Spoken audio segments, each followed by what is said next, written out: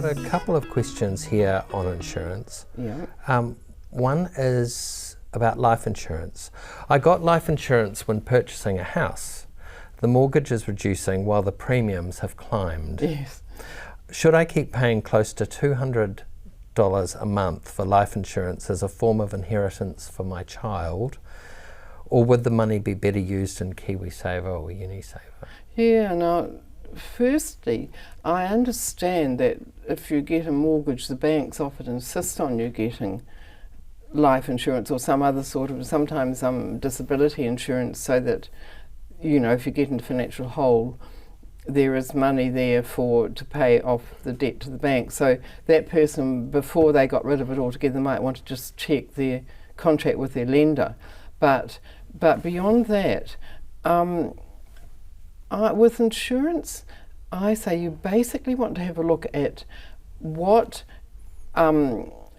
would happen if you did become disabled or you did die, and who needs the money and how much do they need, and it depends on your family circumstances all the time. And I mean, I can remember years ago I used to actually lecture at the University of Auckland part-time on personal finance issues for non-business students, and one of the students came to me one day and said, she was a woman of about 35 or 40, whose husband was a financial professional person, but he died with no life insurance, and she was left with, I think it was 3 or 4 kids, and she could come back to the university to try and get a decent qualification so she could make reasonable income, but she was really struggling because he hadn't left any life insurance. So what it's really important to say, I might die tomorrow. I mean, you know, people just don't think they will when they're younger, but sometimes they do.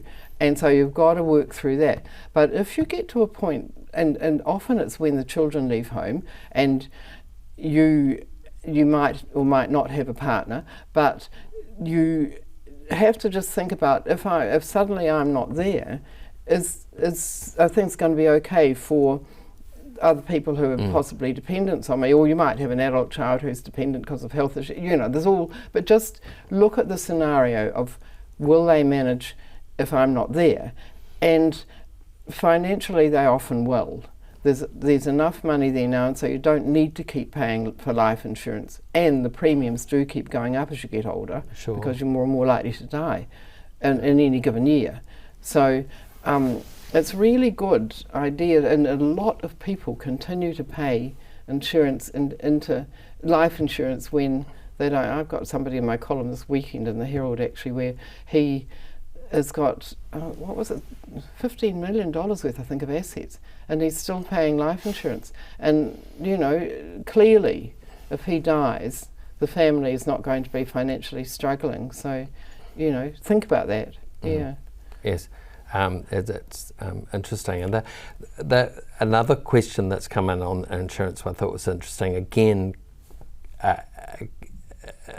as you get older, about cancelling your health insurance at retirement, whether, you know, balancing affordability versus, you know, protecting your health. It's a really interesting issue, that, because it's such a common thing for people in my age group saying to me, Mary, my health insurance premiums are soaring.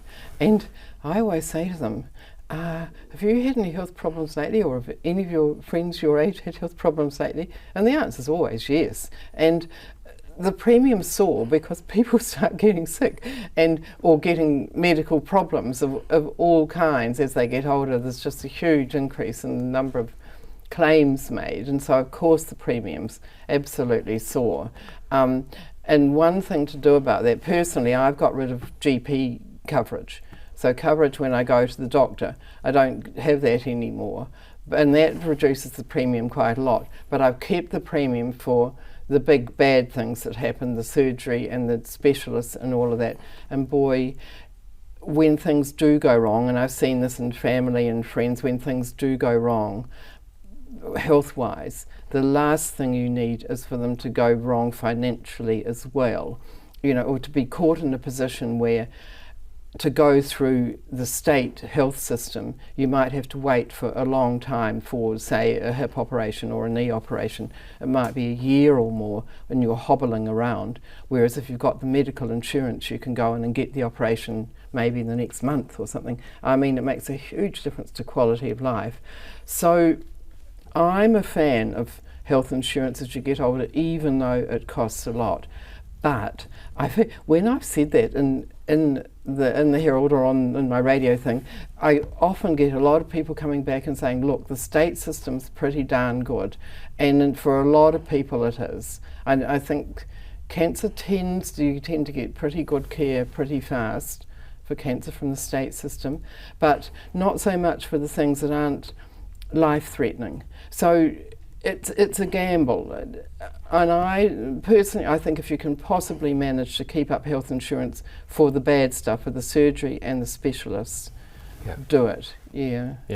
And I guess that you may be able to modify your health insurance, as you say, by taking a just for surgery or something, and presumably with most life insurance policies you can reduce the coverage. That's right. So that might be an interim step. There's a lot of flexibility, and in insurance in general, whether it be on your house or car or these ones we've already talked about, you can choose a higher excess so that you pay more of the money yourself. Like on my health insurance, I have to pay the first $500 every year, and that means that the premiums are quite a lot lower.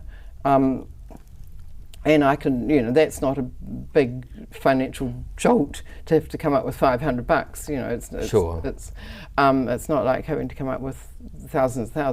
And it's the same thing with house or contents or car or whatever. If you increase the excess, the amount that you have to pay if you make a claim, then the premiums go down quite a lot. And so that's a kind of measure of self-insurance. I don't think self-insurance as a whole is a very good idea. But people who say, oh, well, I won't pay premiums, I'll set the money aside in a bank account and cover it when things go wrong myself. And, you might do that with your car, say. You say, I won't get car insurance, I'll just instead because the premiums are quite a lot, I'll put them aside in a separate bank account and draw from that when the car crashes. If the car crashes a week after you've dropped your insurance, that's when it goes wrong, and you just don't know when it is going to go wrong. So I don't think that's good. But I think increasing your excesses so that, you are paying more yourself and therefore reducing the premiums, I think that's the way to go.